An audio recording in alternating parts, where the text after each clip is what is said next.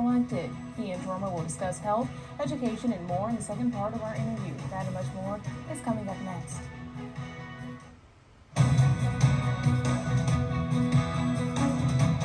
Welcome back. In the second part of our interview with Republican primary Senate candidate Dr.Bensson Samuel, he talks about what his priorities in office will be if he's elected. So what are your top priorities? My top priorities are this, I believe in American education. Anybody with a GPA of 3.0 and above in the United States, a citizen or a legal resident, should not be paying tuition fees. We should not be worried about working 3 jobs and trying to make ends meet while going to school. That leads to burnout. That's a poor quality of life for American students. And if that's what we are promising the future of America, that's a bad idea. So the reason behind why I'm so stressful about this education is when I was an undergrad at Connecticut, I couldn't afford the fees they put on me. My GPA was more than 3.0, but I couldn't afford, so I lived in a homeless shelter, you see. And that's how I went to school.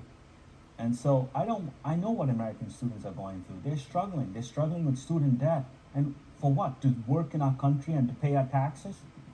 We are taxing them in education. We are taxing them at work. When do they get a break? So I believe in equity in education. If you're willing to study and play your role as a good student, then we should be helping them. My second stand is for American small businesses and infrastructures. So we should focus on American manufacturing, promote American infrastructure workers. Who do I mean by that? Plumbers, welders, electricians. Without them, this country won't survive, but we don't appreciate them. So we should give them tax benefits, tax credits in the end.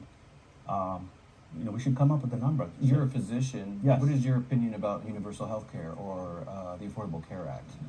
The Affordable Care Act is a step in the positive direction because, again, the number of Americans that are without insurance with Affordable Health Care Act is 35 to 40 million. That's with that policy. Can you imagine what the population number uninsured would be without it? Right. So one of the key things is, I'll give you a good example, right? Well, but do you support universal health care or anything to that respect? I would say that the government has to meet halfway, where everybody gets basic health coverage, where if they want to go up a notch, they can pay extra to buy it.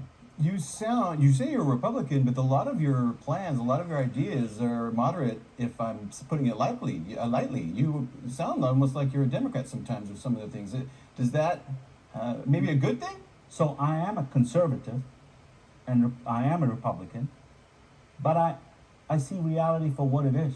And the reality is we need to work together, put aside our differences, and let's see what can help American people have a better quality of life, better education, better healthcare, better industries, and growth. So that's what I'm about.